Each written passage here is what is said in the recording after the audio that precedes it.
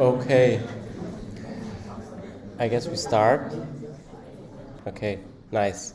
Yeah, obviously I'm not Rainer, and Rainer can't be here today. He's at Republica, which is a, let's say, big tech conference, and so I'll be replacing him. And since this is kind of my specialty, the topic we will be talking about today, this fits nicely. Yeah. However, as you might hear, I'm a little bit sick, so bear with me. We'll try to get through this together, and so we'll see how it goes, right? I try my best. Yeah, I'm Paul. I'm a PhD student in the Ethics and Critical Theories of AI working group, and so I'm working there, I think, for 3 years, something-ish now. And I'm working on AI and the climate crisis, so that's kind of my special topic. And so hence, today we will be talking about AI and sustainability, and so that matches nicely. Right, maybe some organizational things. Rainer told me that you always just ask questions in between, right? So please do raise your hands, and if you have any questions, if you need to clarify anything, if you're unsure about anything, please raise your hand and we can hopefully then discuss this. However, there are also, I planned like a little thing in the middle where you can ask questions, and also, of course, at the end. Right. So, then let's get right into it. Today we'll talk about sustainability and AI, and I'm sure you all have heard about this, right? So I think it's a big topic, and you might have come across it at various stages. And so this is what I want to cover first. So what is sustainable AI all about, right? So sustainable AI and the hype, essentially. And so we have talks about sustainable AI in the economy. So we have, for instance, big companies such as Google who want to push AI in regards to achieving sustainable goals, right? So they're selling AI to push, emissions reductions and other climate solutions, as they claim, right? So you have Google and you have Microsoft. They bring out these big reports, and then they say, well, okay, AI can help us do this and that, and yeah, that's basically the whole thing, right?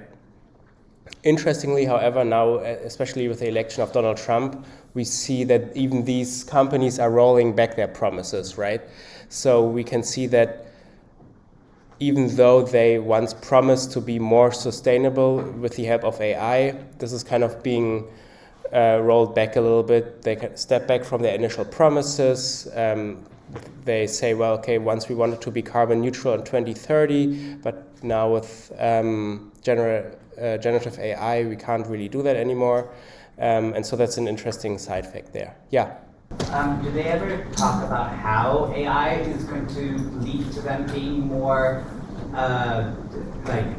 sustainable, or do they just say, oh, AI will do it somehow? Yeah, okay, so the question was if they mention any specifics, right?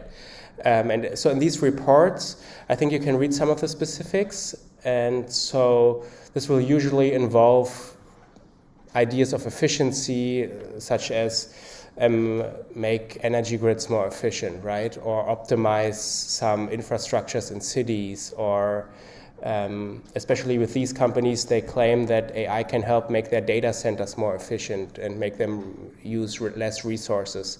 So these will be the kind of promises. They might be true in some sense as well. However, it's kind of a big thing they're doing, right? And as I said, now they seem to do it less, right? I'm sure many of you have heard about Donald Trump saying, well, we need to drill, baby, drill, and a lot of so to get more oil out of the ground, right? And that's partly due to the fact that ever more data centers are being built in the US, and they need more energy to run these data centers. Right, so this is the hype in the industry, kind of, but we also have this hype in academia, right? So there are many papers, many people research how AI can help reach the sustainable development goals. And so people think about, okay, how can we utilize AI regarding the climate crisis? And as you asked, this will cover similar topics, right? So this will be about how can AI make certain things more efficient? How can it help us do certain things in a more optimal way? That's usually the angle where these people are coming from. So this is the hype in academia, I would say. And then you also have this in policy. So you have, for instance, the AI for Good Global Summit. I think it's run partly by the UN. I'm not entirely sure. But this is where big companies and policymakers come and discuss how we can use AI on a global scale to reach sustainable development goals, for instance, right? So the hype is kind of omnipresent. This is what this is supposed to show, right? So we have it in the economy, in academia, but also in policy debates. Right. However, it's not so clear what sustainable AI really is, right? So I think it makes sense to take a step back and to discuss, okay, what are we actually talking about when we talk about sustainable AI? So as we saw on the previous slide, it's kind of a big umbrella term promising certain things, right?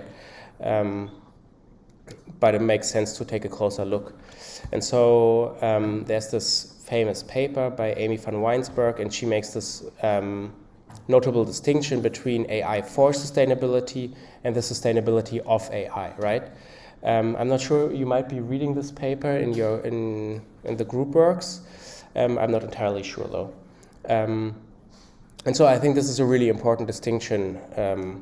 And what does this mean, right? So essentially, you might be able to deduct this from the names, right? So the first one is AI for sustainability, and this is all about how we can use AI applications for sustainable development goals or for tackling the climate crisis, right?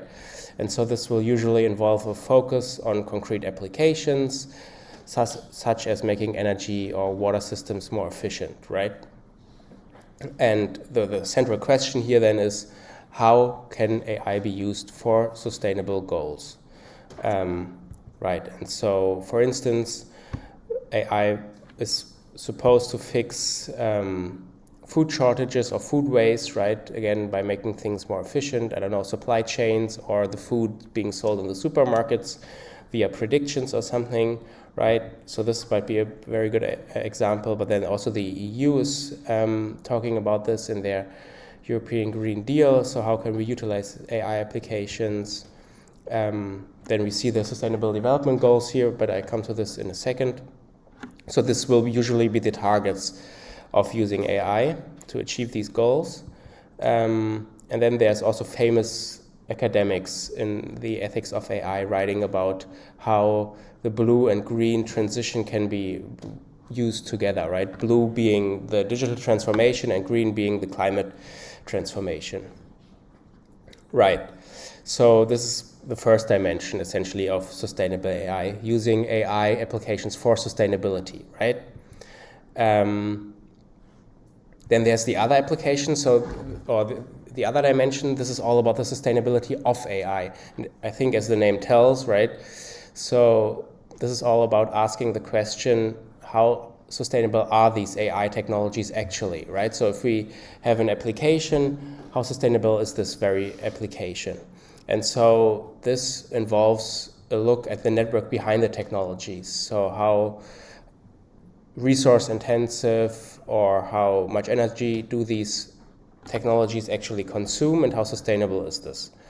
And so the central question there is, how sustainable are AI technologies or are AI applications, right? And I think you might have heard about this, and we will come to this in more detail later. So for instance, data centers are being built in areas where there's water shortages, and so it's questionable, is this really sustainable? How sustainable are these data centers? And then there's an implicit dimension to this also, which is, I think, very interesting, is that, for instance, Microsoft has long sold AI applications to big fossil companies, right? So AI applications are being used to get ever more oil out of the ground or other fossil fuels, right? And so I think this is a very interesting dimension of the sustainability of AI. So AI applications can very much be used also for unsustainable goals. And as I said in the beginning, I think this is, with the Donald Trump administration, ever more present. Right.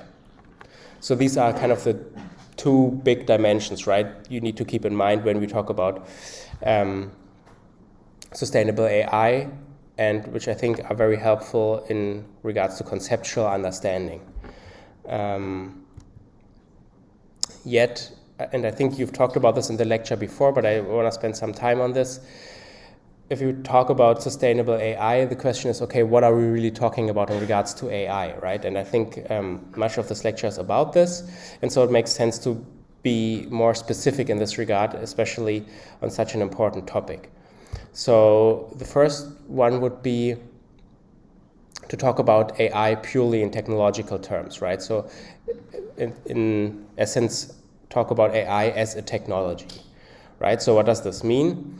So this is essentially a common view in public and academia, right? So when the public, when you read newspapers or, I don't know, on television, people will usually talk about AI in regards to technology. So it's about very concrete applications, right? So it's, for instance, about ChatGPT, it's about, I don't know, social media algorithms, facial recognition systems, and this view is also prevailing in academic discourse, right? So when you talk about the ethics of AI, often you will hear or you will read things about specific applications. How ethical is this or that application, right? What comes with this dimension, or with viewing AI as a technology, is an instrumentalist view, right? So you would think that you can use a certain application in an instrumental way. So you can use ChatGPT for good or bad, right? Or you can use a facial recognition system to unlock your phone or to, I don't know, track somebody, right?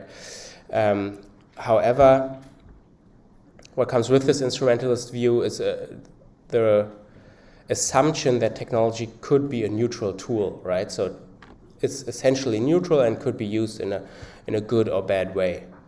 However, of course, technology is not just a neutral tool, but it's kind of embedded in a system already and shares certain assumptions of the system. And I'm sure, as you have discussed already, ChatGPT shouldn't just be viewed as a neutral tool, but comes with certain underlying dynamics, so to say, right? Okay, let's go back one. And so I think what is important here is to realize that this is the main view we would all discuss, or maybe also in your families or something, you discuss according to this view, right? You talk about AI according to this view. However, and I think this is what you might have heard already, is that, of course, AI is not just a technology, right? So there's much more to AI than simply these superficial, on the surface level applications, right? But there's much more behind ChatGPT than the simple technology. And you might call this everything that lies beyond the technology, right? Everything that lies beyond the surface level application, so to say. What does this mean? This means that we should recognize that technology and society are intertwined, right? So ChatGPT depends on a lot of things. And I think I have a picture here. Yeah, there we go, right? So AI essentially depends on human labor, it depends on supply chains, on logistics, on data, on resources, energy, on rare earths, and all of this is needed to power, for instance, ChatGPT, right? So with this, we realize, okay, well, the technology is not actually neutral, but it's this network which encompasses much more than a simple application, right? And so here it's important to realize that the AI is essentially a social material network. What does this mean? Well, it's social and material in the sense that it requires very material, very physical things, right? So we need, as I said, rare earths to build the data centers. So it's very material in that sense. It's not just a cloud living up there. And it's social in the sense that it is built with or on certain social norms, right? So with it come certain assumptions, needs, all of that, human labor, So this is kind of the second view on AI, you might say, right? So the first one is maybe more narrow. It looks at AI as a technology, and this one zooms out, right? It's more a bigger picture view on AI. And this is especially important if we talk about the sustainability of AI, as we will see in a second. Right. And if you want to read more on this, there are these two great books. I think they're very accessible also. So one is by Kate Crawford, Atlas of AI. You might have heard about this, but entirely sure. Then there's this book by Benedetta Brevini called Is AI Good for the Planet? And for instance, there she also argues that AI is coming with lots of overconsumption and toxic waste, for instance, right? So she explains how AI is used to push certain ads which make us buy more, which then leads to overconsumption and yet more waste. So I think this is a very interesting argument, and I think we might talk about this more in a second, but so just for you to know, if you want to dive into this dimension a little bit more, there are these two books. And so we could stop right here, right? So we could stop and say, well, okay, now we know this beyond technology dimension, and we know that AI involves much more than simply these technological applications, but we can look at everything that lies beyond the technology and ask, okay, well, how sustainable is AI then, right? And I'm sure I've hinted at how sustainable AI might be in this regard. So let's have a closer look, right? Right, so how sustainable is AI? Then we need to ask, okay, what is sustainability actually all about? This is a whole other discussion. It's like a theoretical thing, and it takes a lot of theories. Or there's been written a lot about this, I can assure you. But there's this very simple, or I would say standard definition of sustainability. So you have essentially three pillars, right? So if we say, well, okay, is something sustainable? We look at these three pillars: social, environmental, and economic. And so these pillars make up sustainability. What does this mean? And why is economic in brackets? So economic is in brackets because usually you would say, well, okay, economic sustainability is essentially made up of social and environmental, right? So some people might argue that something is economically sustainable if it reproduces itself, right? So if you have a market and then the market can keep running forever, and then they would say, well, okay, this is economically sustainable. However, if you go into the more critical literature, you'll find that sustainability should be more defined in regards to what does it do for humans or also non-human species, right? So is something sustainable should mean, well, okay, what does it do for the well-being of people or the well-being of the planet, right? So this is why the economic thing is in brackets, because often it's put aside, but you should know that this is there, and you can discuss things under the label of economic sustainability. Right. What does social sustainability mean? Well, this is about, for instance, human rights. So do certain things violate human rights? What about equity? For instance, does everybody have access to healthcare or education? Then you might talk about sustainability in a social sense. Or what about working conditions, right? So you have the social dimensions to for instance, a sustainable society. And then, of course, you have the maybe most known thing, the environmental sustainability. This is all about air, water pollution, soil pollution, and, of course, about climate issues, right? So global warming, but then also loss of biodiversity, overexploitation of natural resources. As I said before, it's about toxic waste, et cetera, right? And so if you want to talk about sustainability, you should know that there are these three pillars, and you can't just pick one out and talk about one or the other and then say, okay, things are sustainable, but you should also always look at these things in combination with the economic one in brackets, because I think the other two make up basically most of it, right? And I think during this lecture, you will most likely hear, so during the other parts Rainer is usually talking about, you'll most likely hear the social dimension of sustainability, whereas I'm usually concerned, for instance, with environmental sustainability, and we will talk about this in this part more. Right. And so before, I think you saw these Sustainable Development Goals, and they are essentially a more refined version of these 3 pillars, right? So you can go to the UN and look for Sustainable Development Goals, and you'll find them, and I think they're 17 or something. I'm not entirely sure. So it says 17 on there.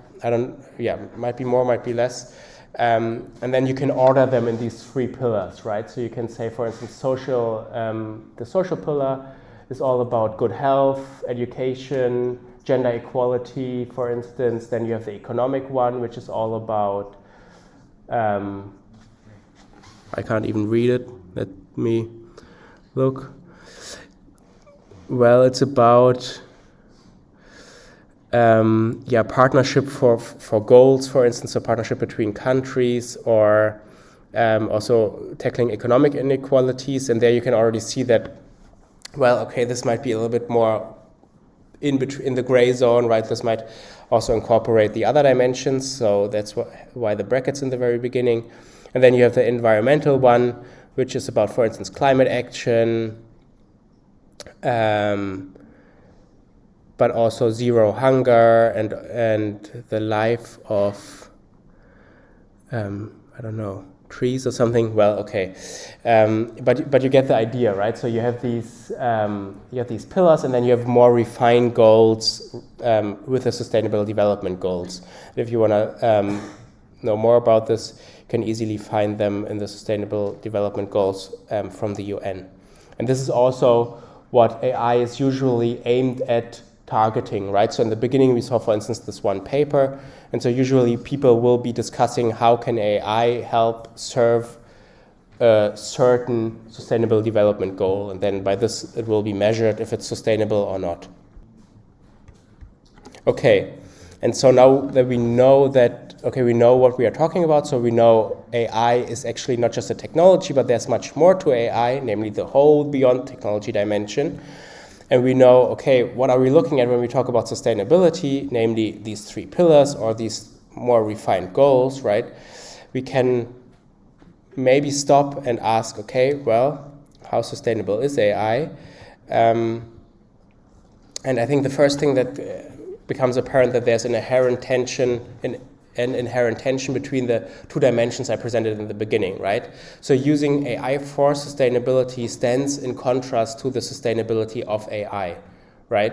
Because, as I've explained, there's much more to AI than these simple applications. So we have this whole material network, and of course, in some sense, this is very unsustainable in an environmental sense, for instance. And so there's this tension, right? So we can't just use AI applications for sustainable development and say, well, okay, here we go, a sustainable AI. But we always have to look at the second dimension, which usually stands in contrast to the first. And so there's this one great text by Rainer Rehak, who writes on the impossibility of sustainable artificial intelligence.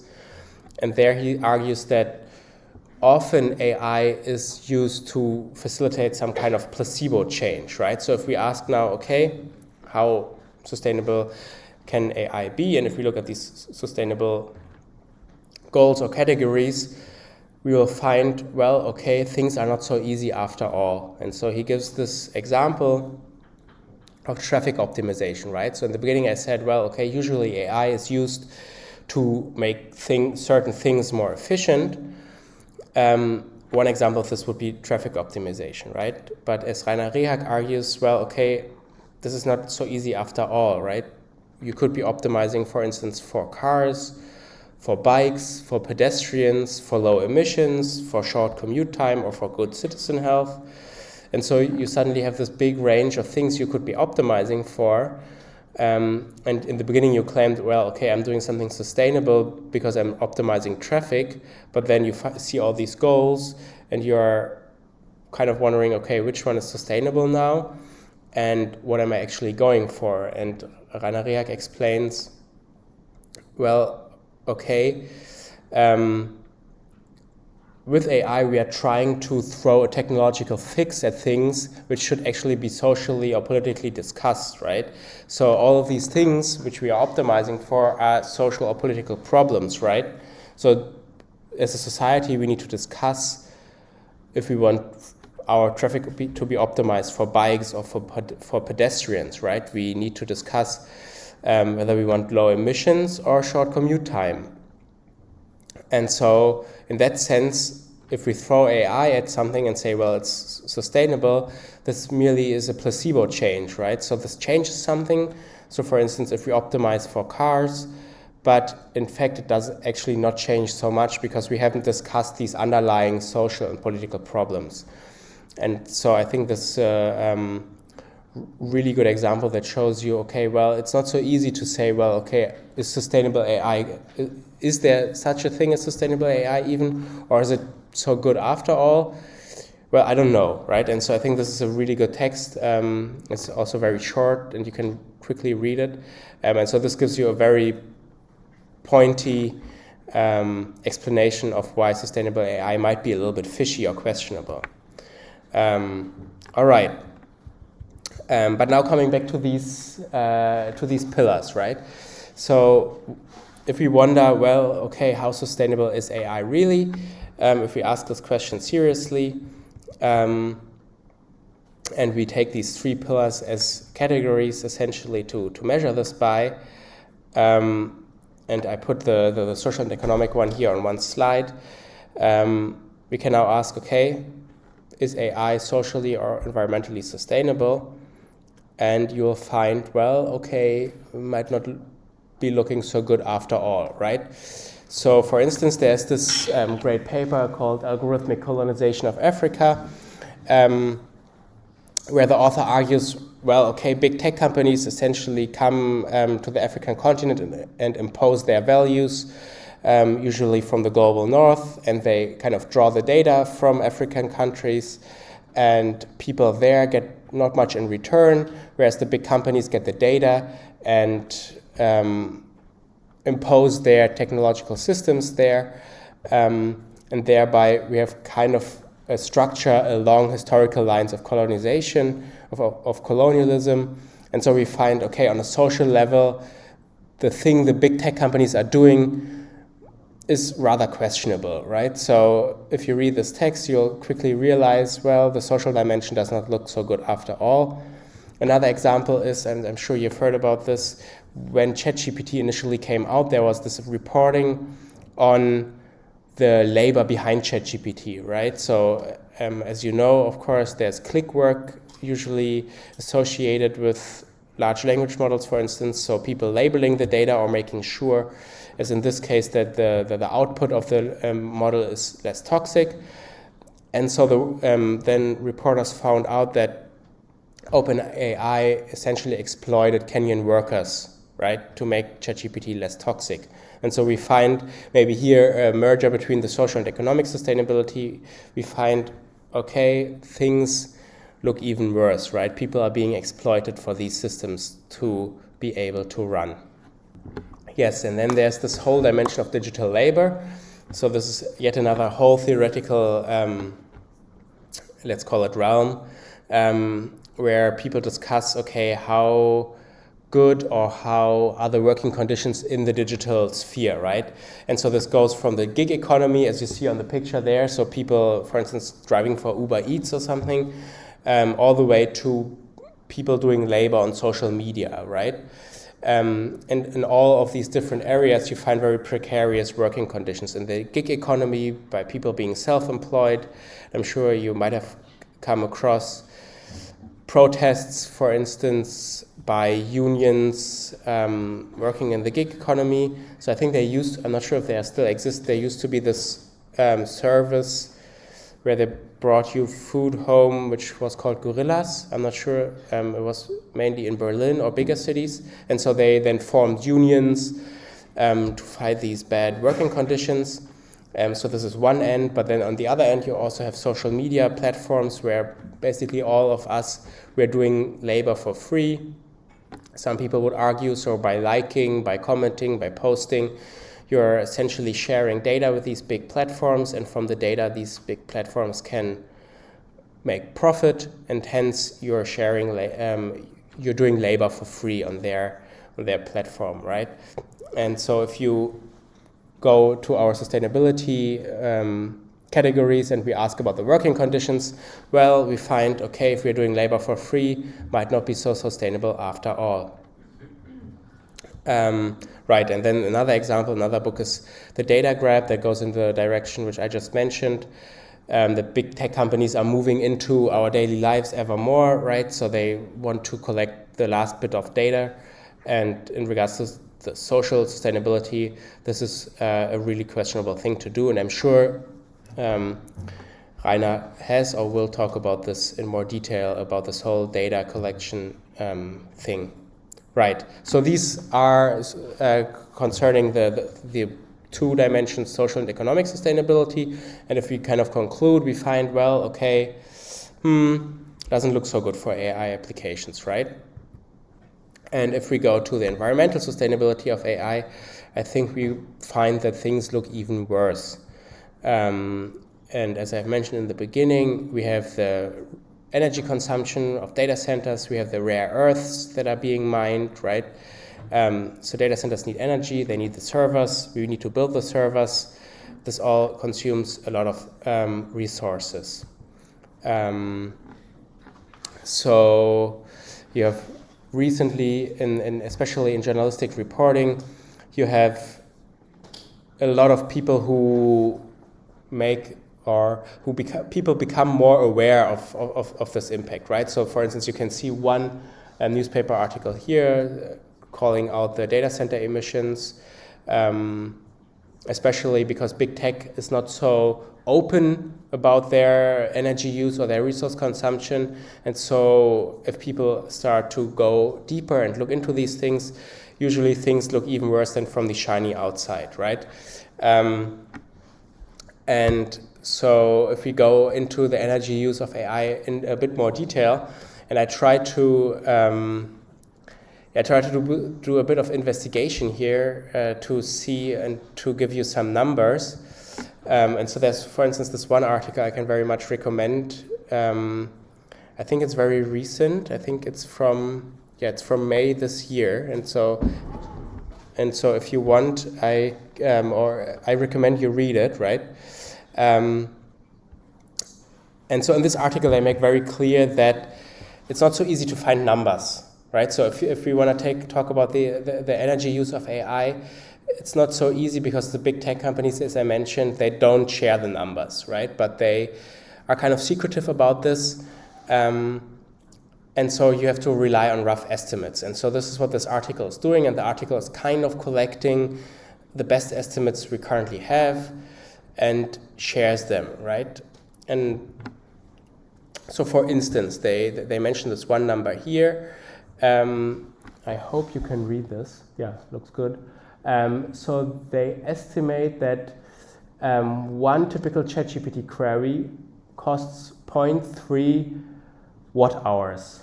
So what does this mean? And you can see the comparisons there, right? So you can see, okay, using a laptop for 5 minutes, I think uses double that, so 0.6 watt hours. And so you have a comparison there, right? And so this is a very conservative estimate they have. In academic discussions, people argue that this could be much higher. So you could be talking about 3.0 watt hours, so essentially 10 times as much. And in reality, you probably move somewhere in between, right?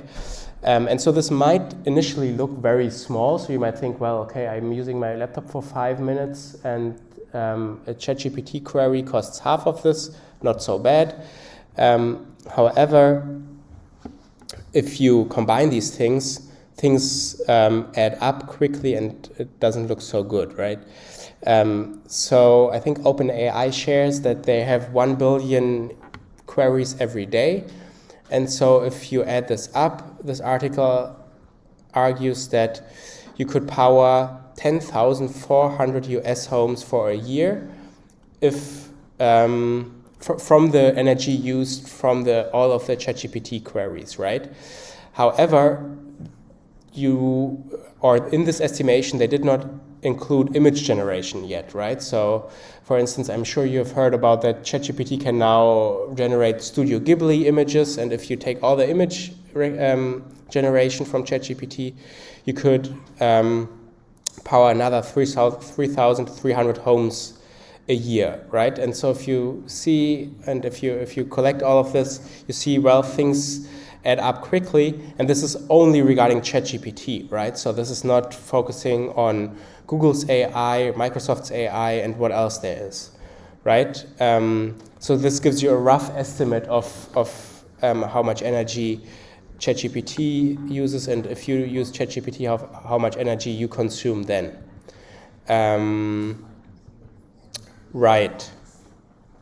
Then, in a similar article, there's this estimation which kind of goes out a little bit and takes a look at the bigger picture and looks at data centers, right? So now, before I've talked about ChatGPT and how much does ChatGPT use, and when you use ChatGPT, how much energy do you consume personally?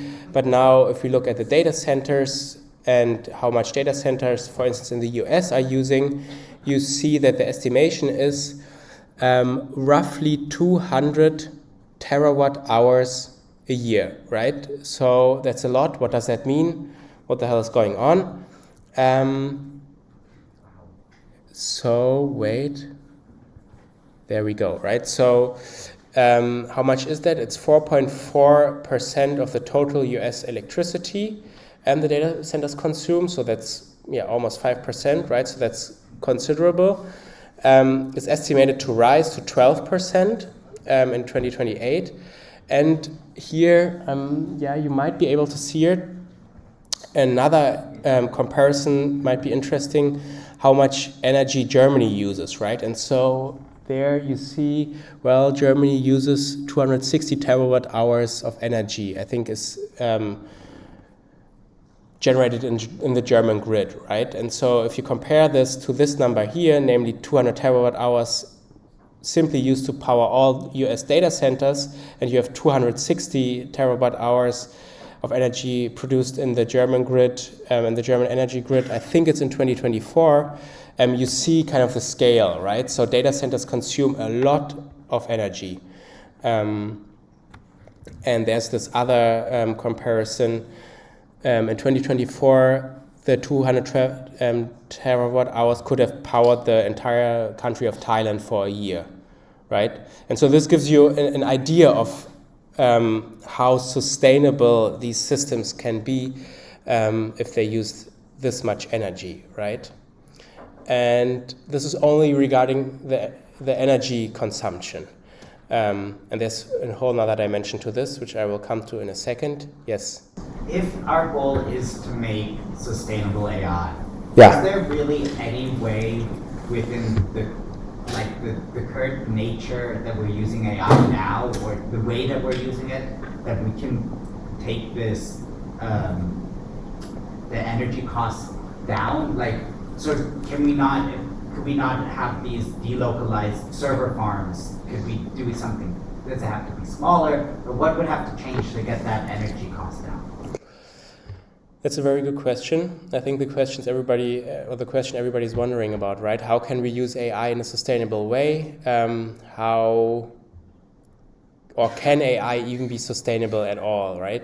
And so I would say, well, it's of course an ongoing discussion, but in some sense, at least in the way we are using it now, and as we see here on these charts, no, simply no, right? So it's not sustainable due to the energy use, right? The question is, what is this computational power used for? Well, it's used for our very weird ChatGPT queries, right? It's not being used for doing something good. And this is then the other side. Well, okay, using AI for sustainable development goals would not require running such large systems, right? So we don't need to ask ChatGPT for sustainable solutions, but these things could be much smaller, could be run on local machines, for instance. And then if you focus on this, you might get into the ballpark of arguing, well, okay, we could build something such as a sustainable AI. However, as I said before, you always have to take into account this beyond technology dimension as well, right? So, of course, we can't just say, well, we stop doing AI as we do it currently and we build our ideal AI world, because there's all this socioeconomic power involved, right? So who is building AI? Who's currently owning these data centers? Where is everything running on? And you can't just step back from this and say, well, okay, now we do our things locally, but you're always in this very large network. And so in that sense, I would first say no, and then I would go towards exploring how this might be possible. And an interesting side fact it might be, I said in the beginning, Rainer's at Republica, right? And so there's, I just saw there's a talk about exactly what you mentioned about local data centers. So building decentralized data centers, and if this is a sustainable solution for AI. So this might give you an idea that this is very much discussed and an ongoing thing. And you could then go into arguments for whether you think this is good or bad. Yeah. Yes. I'm just wondering, because we're talking about data centers all the time, how much of these data centers is actually used for AI? Because I think it's not just for AI. Yeah.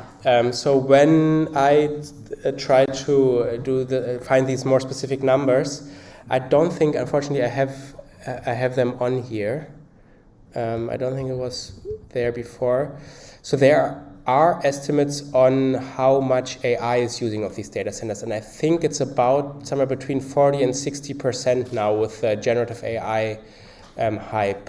So before it used to be much lower. So I think up until 2017, roughly, data centers were mainly used for data storage. And then generative AI came, and now you have a huge surge, and more and more of the data centers is being used to run generative AI.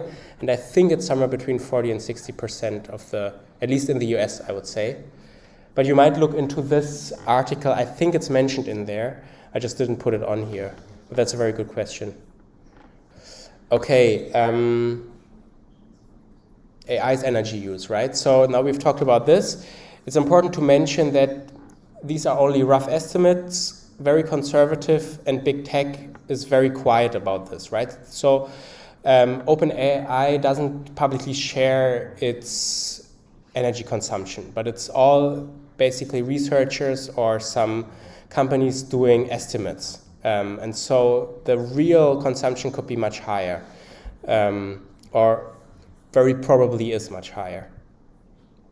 Okay, but we don't just have energy consumption, but we have water consumption, right? So the data centers we talked about use a lot of water. What does that mean? So there's this very complex drawing up here, but it's not so complex after all. It just tells you in which ways water is being used in regards to running AI. So there are essentially three scopes, so three dimensions in which water is consumed, right? So you have the scope 1, I think you can see it on there. It's basically the top right, which is involved in the direct cooling of the data centers. And I think I have it on there. So cooling usually involves evaporation. So, right, the water is not just run through the system and then can be recycled, but about 80% of the water is evaporating, and so thus being lost in the scope 1, right?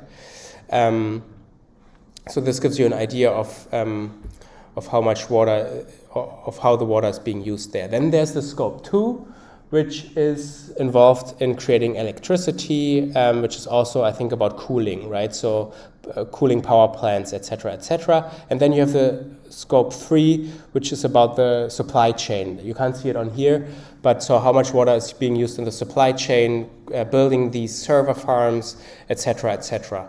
So you have these three scopes in which water is being consumed, right? Then again, there's this great article here which does a very good job of showing how AI or how data centers running AI are using water or consuming water. And usually these data centers are being built in communities in the desert or something where water is scarce and where water then becomes much more expensive. But this article explains it in much more detail, so I recommend to just quickly check it out. Right, but to briefly get into the numbers, right? So what does this all mean? How much water is actually being used? So for instance, and again, these are only rough estimates, right? So the companies don't investigate, probably they do investigate themselves, but they don't openly share this data. So it's estimated that ChatGPT-3, so the 3 model, I think now it's on 4 or even in a higher iteration, but GPT-3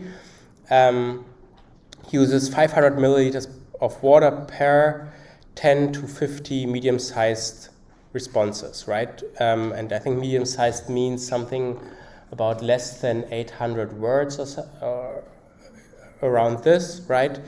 And so 10 to 50 is a big range, but it depends on which data center is being used, right? So for instance, a data center in the desert would use much more water than a data center in other areas of the world.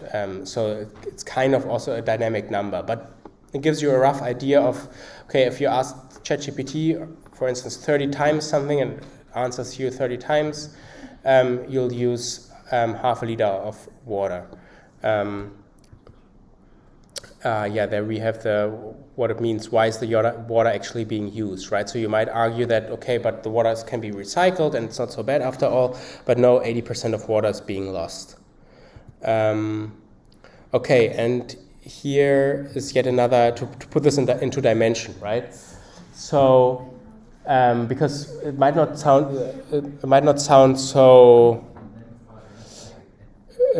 so much after all, right, using half a liter of water, but if you add all of this up, and you see Google's data centers here, right, in 2023, they basically consumed as much as 207,000 people's yearly water consumption, right? And then you have a projection here, just as with the energy before, that the global AI demand will consume 30 to 47 million people's yearly water consumption, right? And so this gives you, again, an idea of how things add up. You might argue, well, okay, if I'm using ChatGPT just for this 1, 2, 3 queries, it's not so bad after all, but in fact, you see how much this adds up to. So I think this gives us a good idea of how sustainable AI really is, right? So I've talked about the sustainable dimensions in the social and economic sense, and we've talked about the environmental sustainability of AI, and we've seen, especially in the energy and water consumption, things don't look so good, right? And there are other dimensions here. There's, for instance, mining, et cetera, right? And I haven't talked about these dimensions yet. We might touch upon them quickly later.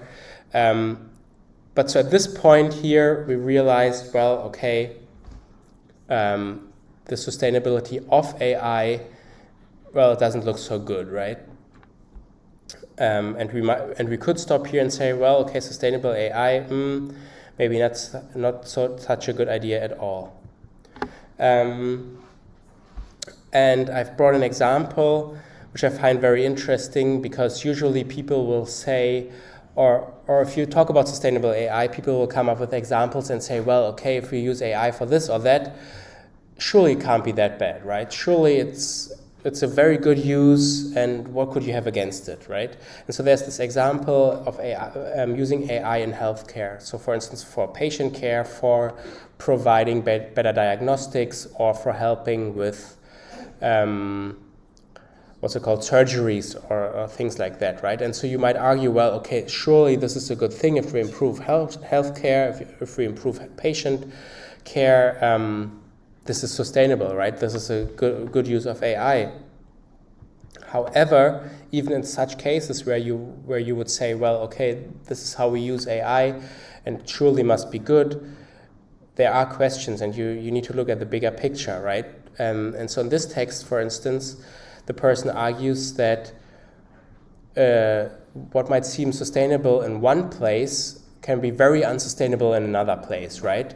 So the usage of AI for patient care, for instance, in Western countries, will be very unsustainable for people in the global South who are bearing the effects of the climate crisis much more than we are, right? And so this calls into question the idea that technological innovation per se is a good thing, right? So what is innovation and maybe sustainable in one area, as I said, can be unsustainable in another. And so here, what this example shows is that we need to question these standards we also have, right? In this case, it's the health standards, which might be very unsustainable in other areas of the world if we propagate our health standards. And in regards to sustainability, our sustainability standards might raise very much unsustainable problems in other areas, right? And so I brought this example, which might not be directed to sustainability so much, just to show that even in cases where we think, well, okay, this surely can't be bad, well, things are not so easy, and we need to ask the bigger picture questions, right? And so in that sense, I think it's a very instructive example. Right. And so up until now, we have talked about the sustainability of AI, or the sustainable AI, very much in its material dimensions, in its impacts, right? So how are AI applications, are they sustainable or not? And so this is what we have talked about so far. And so we will move on towards another dimension, but first I just wanted to give you a minute. Maybe there are some questions, maybe think 1 second, and maybe you wanted to know some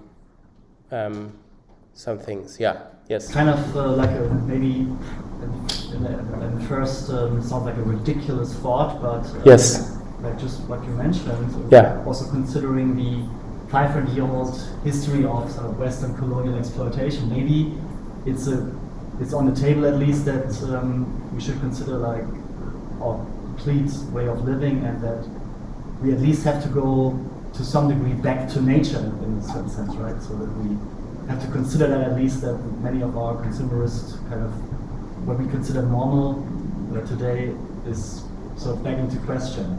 Yeah, that's a very good point. I'm definitely personally, I'm very sympathetic towards that. But there's also there are lots of debates regarding, for instance, digital degrowth, right? And then there are people saying, well, okay, can we live in a donut economy, for instance? So can we what's it called, steady state economy? Do we need infinite growth or not? So this goes into that direction, right? So how can we have technologies in a maybe sustainable sense that they do not support overconsumption or are not used in this extractive way? But I'm very much sympathetic towards what you mentioned, right? And I think it's this is also a very timely discussion in regards to sustainability and principles regarding what is sustainable and what not. Yeah. Yes. What do you think about nuclear? Yes. No, as a way to. Yes. Okay. So in the second part, we will come to that, I think. So maybe as a foreshadow. So I don't think it's a very good idea. But we see how the big tech industry is using it as also a way out, as a kind of a promise or a solution, right? So this is being used. So we come to that in a second, yes. Yeah. I don't know, maybe that's kind of a stupid question, but like I was looking around and everyone was kind of like, okay, this is right now a little bit depressing, because like I feel like we as students, like most of us use like AI quite regularly, and I was wondering, are there like, I don't know, good arguments or like solutions, or maybe just attempts to find solutions, but what like we actually can do to like kind of find a way to deal with AI in everyday life without like stop using it for good, or also like to kind of drive like politics or social change in the direction for like a sustainable usage of AI without being like, okay, we have to stop all development of AI right now, which like a couple of months ago, I think there was like a protest in Osnabrück to kind of do that, which I don't know, when you think about it, might also not be like the solution. Yeah, so the question was, okay, it seems very depressing. Can we do anything about, how can we use AI sustainably, essentially, as just ordinary people? And so, this builds a nice transition to the second part, right? So I would say, so the people who want to use AI for sustainable goals are not the problem, right? So as I mentioned, and as we have seen the examples of the data centers and how much energy they use, right? So they do this because generative AI is running on them, right? But examples where you use AI for optimizing, for instance, city traffic, this doesn't need generative AI, and so this is usually can sometimes even be run on your local laptop, such things, right? And so I would say, well, okay, people who are trying to achieve, for instance, such things, they are not the problem. They are trying to do something good, for instance. So this might be an answer, right? So if for instance, you are working with AI and you try to at least use it for something sustainable, then you might not be the problem as compared to someone who's just randomly generating images in the hundreds per day, right? However, to foreshadow, there's yet another dimension, which I will come to in a second, which might make things yet more depressing. Still, keep this in mind, right? So if you do this, you're not the problem, right? So you need to look at the bigger players, at the socioeconomic system, for instance.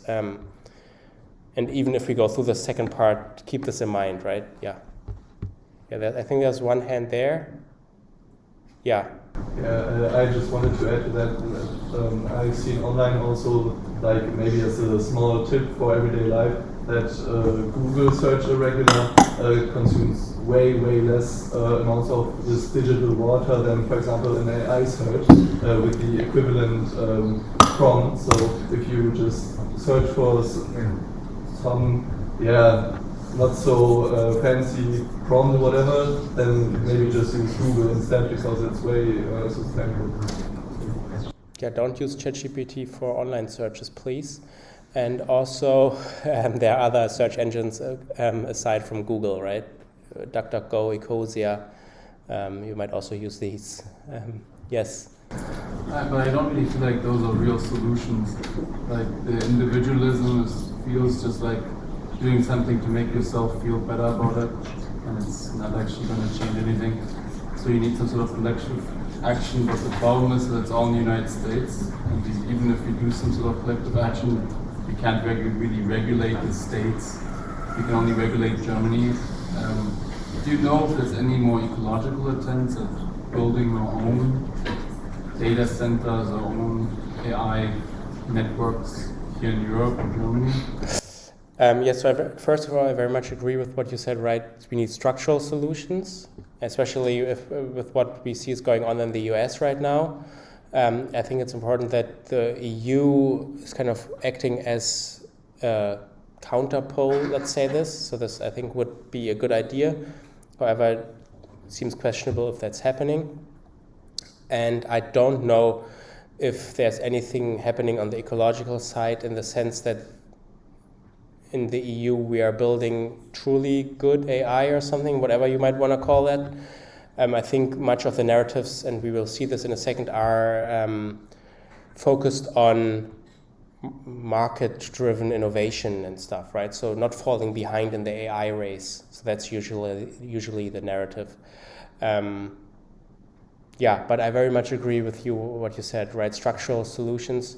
individualism and blaming individual people might not be the way to go here, but we need structural efforts. Yeah, one more question, and then we need to go on, looking at the time.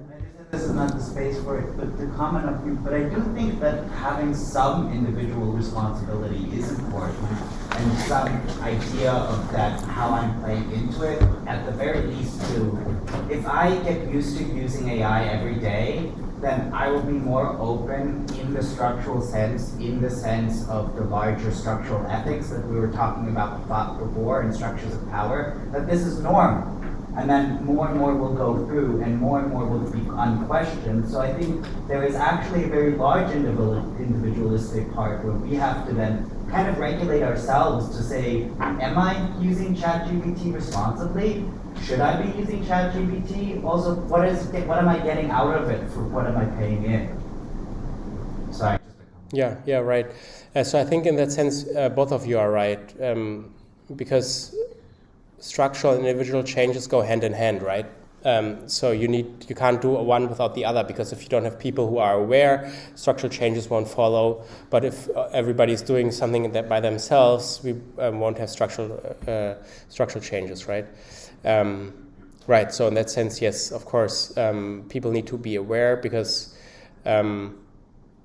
otherwise things won't change. But that's also a very classic debate, right? So how it's very analogous to climate action, right? Should you blame people because they're flying, or are the people who are flying really the big problem? And so in that sense, you can draw an analogy there.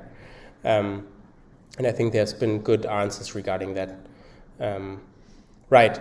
Okay, looking at the time, I think we need to move on. Let's see.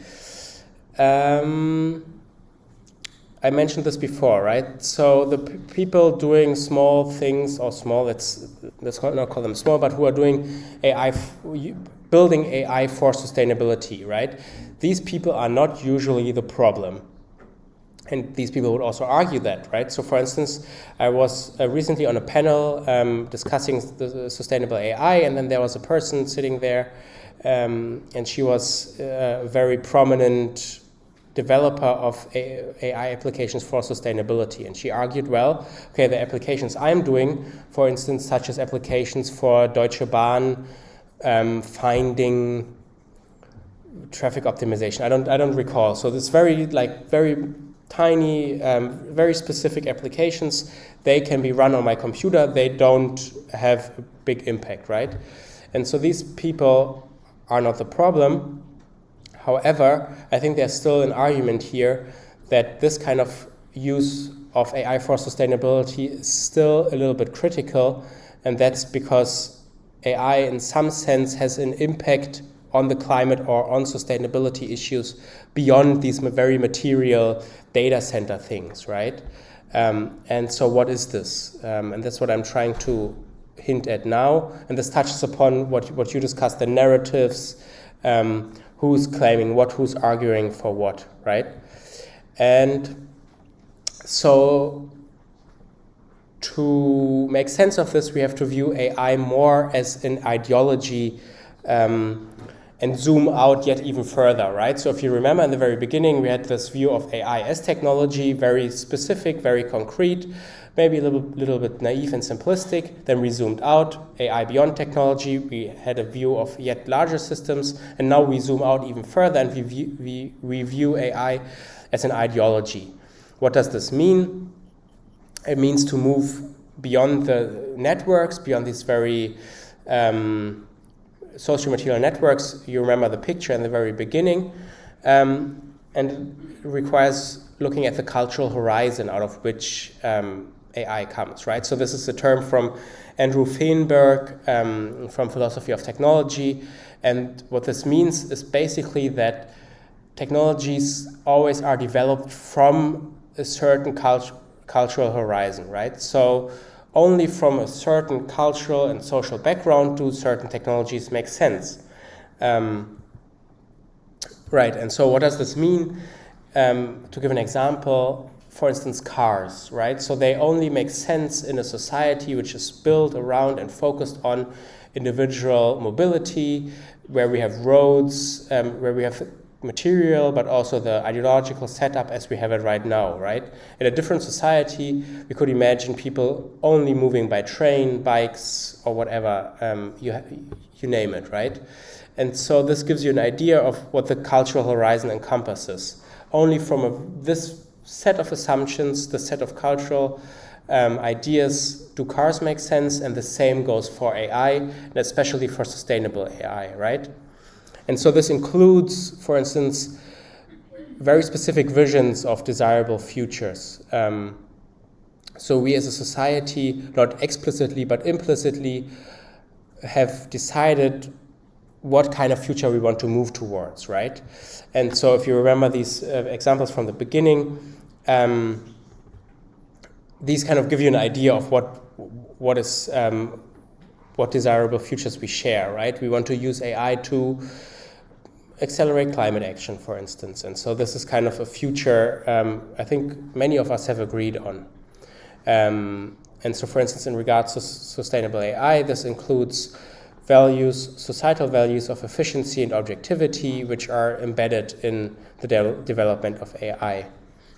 And usually the cultural horizon is being pushed by hegemonic interests, so dominant groups, dominant players, and I think you've talked about this. This is deeply entrenched with power dynamics, right? So who is able to do what, and who can build these futures, for instance. And I think what this dimension tells us is that technological choices are contingent, right? So sustainable AI is not a thing that comes logically from nature, but it's a thing that is societally built, right? So we as a society or societies around the globe have decided upon certain things, and for instance, sustainable AI is such a contingent choice, right? So we could also imagine a world where there would be no such thing as sustainable AI. Right. And to give a little bit more context for this cultural horizon, what does it actually encompass? We can observe what I would call there seems to be a widespread belief that now we can't stop the development of AI anymore. It's here to stay, and the future will be transformed, dominated by AI applications, right? And so this is an essence of what you might call AI futurism, namely that critics and proponents alike, so critics such as critical scholars, but also the big tech elite, we all seem to have shaken hands on the fact that AI is here to stay. And so in the ethics of AI, we criticize this, and in the big tech industry, they build this, right? And so you can see this AI futurism in the public, in economy and academia, in the economy in the big tech companies, right? In academia in the sense which I just mentioned, we kind of grapple with the idea, okay, what is AI going to do? How can we, deal with this? And in the public, in the sense that people are now just expecting, for instance, their jobs to being taken over by AI, right? And so generally the idea here is to harness the advantages and then mitigate the harms. And so you might call this inevitable move towards the future of AI, right? And so this is maybe gives you a little bit more context around the structure and where we are moving within. And so this, in a larger sense, has to be situated within certain cultural ideas such as tech determinism, which is simply just saying, well, okay, the technology is inevitable, and in some sense it's even determining our lives. So it gives this technology some sense of agency and takes away agency from humans, right? So the question whether we want AI or not is rarely asked, but it seems that this is already determined, right? And so this is, for instance, what one could call tech determinism.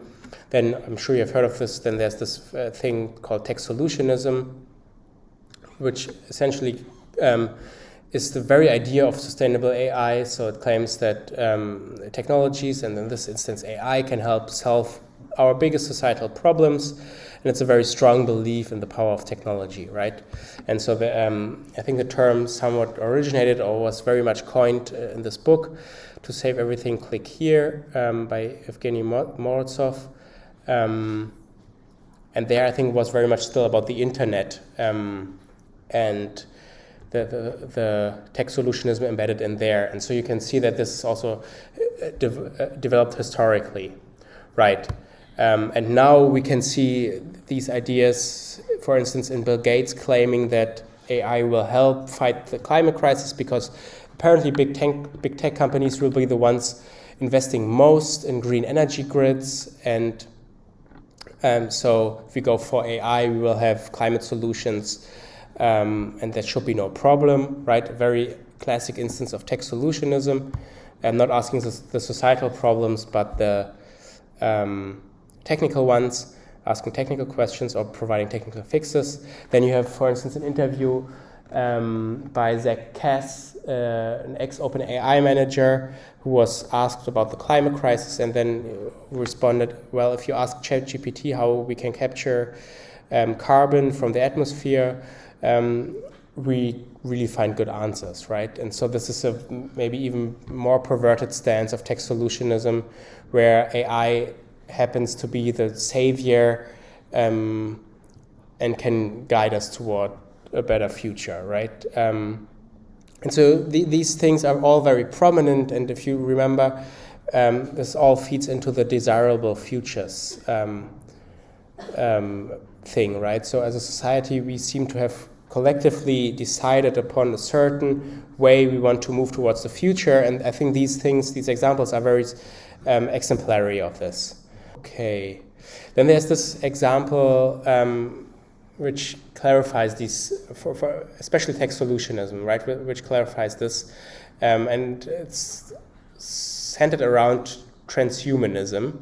And Rainer told me that you will have a dedicated session towards this, I think in 2 or 3 weeks, I'm not entirely sure. So I'll just briefly touch upon this, because it's essentially the very much perverted idea of tech solutionism, where people such as Elon Musk, which is, I think, the most prominent figure, which you might call a transhumanist, believe that we can improve humans to surpass their biological limits.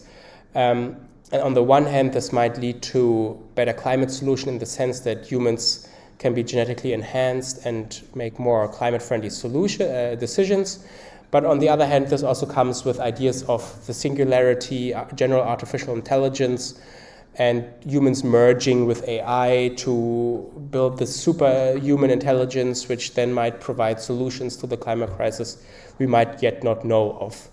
And so I think knowing about this in the context of sustainable AI is very important, because whereas this might not be a very open and explicit ideology which currently wins votes in elections, in the US we very much see how this implicitly fuels certain developments, right? Elon Musk obviously was, and probably still is, a close advisor of Donald Trump. And so we see how these techno-solutionist and transhumanist ideas are kind of implicitly implanted in societal developments. And yeah, I'm sure you'll hear more about this, but this is just to give you an idea about the cultural horizon from which we collectively seem to decide that sustainable AI is a good goal, right? And so this is also the point where you also have to question the narratives, the visions that are implanted or that lie behind ideas such as sustainable AI. And so these narratives might shake hands or might go hand in hand with transhumanist ideas, even though this might not be so open or so explicit. Right.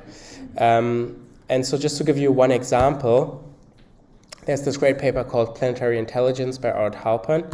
And so she visits the Atacama Desert. In this desert, I think it's in Chile, there are mines, and I think they're mining lithium there. And so the lithium is needed to build, I think, batteries, but also data centers. So it's an essential part of the AI industry, basically. And what she observes there is that increasingly the industry is moving from extraction to optimization. What does this mean, right? So they use AI, or concretely they use machine learning, whatever you want to call AI or not, to improve their mining operations in the sense that they will be able to find ever more minuscule amounts of lithium ore, right? So slowly the resources are dwindling in the desert. So what you can see are that resources are finite, right? So there will be an end to the extraction. However, what the AI or the machine learning is allowing is to infinitely stretch this mining, right? So with ever more sensors and better algorithms, they will be able to find even the last amounts of ore. And they also work on reusing and recycling water, and from the water then getting even more lithium out in the second run, right? And so machine learning or AI is very much used for expanding or optimizing and in the end infinitely stretching these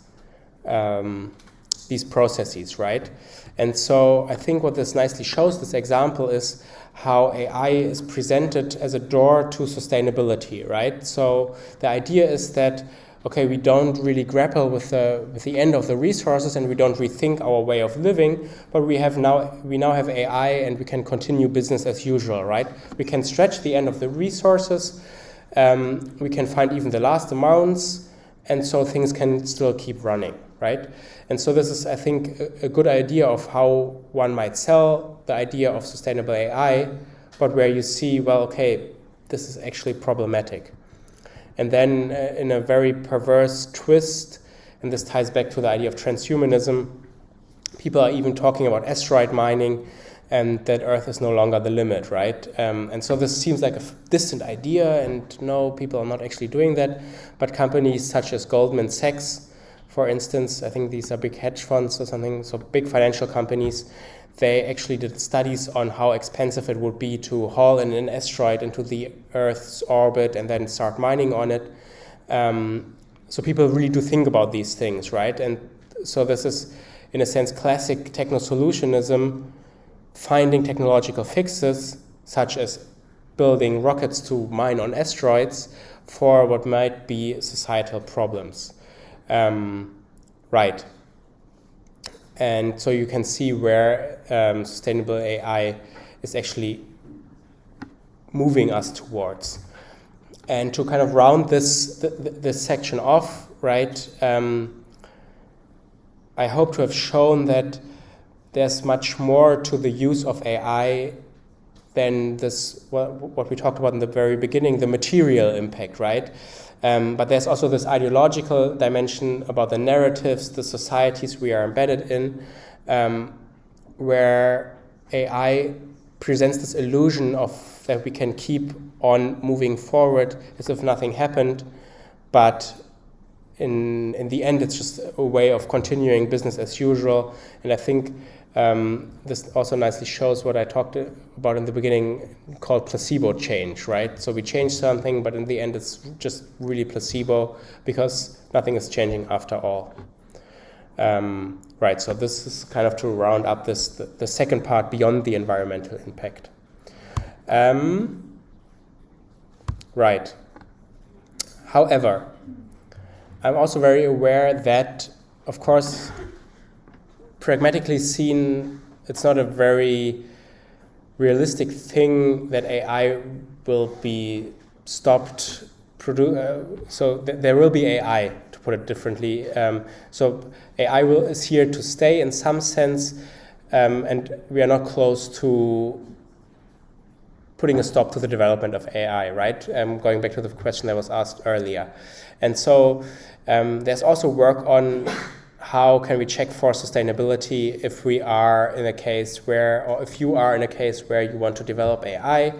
And so pragmatically seen, I think, you will find yourself in the situation sooner or later. And so I think it makes also sense to think about how to deal with such situations, right? And so from this paper, there's this 4-dimensional table where you can quickly check for the sustainability of your AI, or if you're involved in producing such an AI. And so you have these 4 dimensions, right? Environmental and social. And for the reasons I explained in the beginning, we don't have the economic one here. And so you basically go through all of these 4 dimensions and ask yourself, okay, is my AI, is it sustainable in that sense, right? So is it environmentally sustainable AI? So is it run on big server farms or not, for instance? Is it being used for environmental goals? Is it being used also for social sustainable goals? And is it also socially sustainable? So is it, for instance, reproducing bias or something, right? And only if you are able to check yes in all of these categories, then we might call your AI application truly sustainable, right? And so I think this gives you a very hands-on principle how you can move towards producing AI for sustainable goals. And this also puts the, let's call it, barrier very high, right? So this makes you realize, well, okay, things are not actually so easy to build sustainably in regards to AI application, right? However, what is important to realize here that this neglects the ideological impact, which I've just talked about before. Yet it's a very pragmatic way of how you can maybe move forward without such a big headache. And then there's one last thing. There are these great feminist tech principles. I recommend checking them out. I think there are 12 of them. And for instance, one of them is regarding climate action and social equity, where they present very good questions. You should ask yourself if you are an AI developer before developing a certain application. So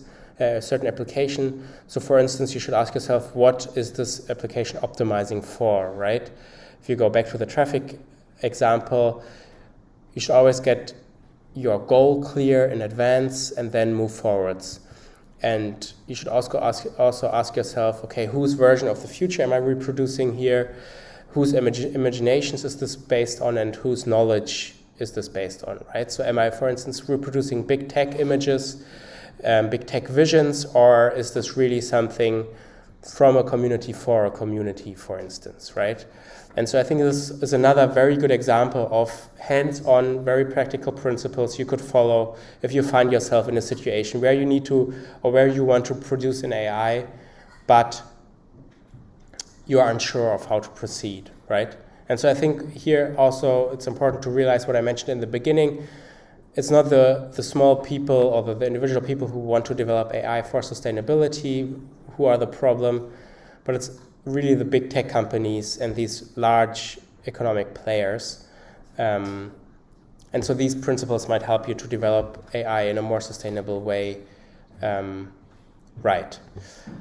Looking at the time, I have one last example. I think we can quickly just gloss over this. Not from the sustainability realm, but I think it's a very instructive example, right? So I'm sure you've heard of this Google LM or Notebook LM from Google, this way around. They you can produce highly realistic podcasts now. So you put in a paper, for instance, and the podcast will tell you all about this paper, and people will be having a discussion, and it's very hard to tell that's generated by an AI. And I think this is a very good example where you can ask yourself, okay, what is this optimizing for, right? What kind of world is this optimizing for? A world where maybe people don't have enough time to produce podcasts themselves, and where we listen not to other people, but to an AI. I find this highly questionable, and so I think these questions are very important to ask. And whose version of the future is this creating, right? Do you all want to listen to AI podcasts, or do you want to listen to big tech, essentially building an AI who's podcasting then. And so even though it's not from the sustainability realm, I think it makes very clear how you might apply these principles to question your AI application you are aiming to build. Right on time, we are finished. So I hope I could illuminate your ideas regarding AI and sustainability. If you have any questions, I think time-wise it might make sense if you just come to me now if you want to discuss anything. And I hope you're now more aware of what AI is actually doing in regards to sustainability issues. So I hope I could raise your awareness there. And otherwise, have a good rest of your day. And I think Rainer will see you next time. With that, thank you very much.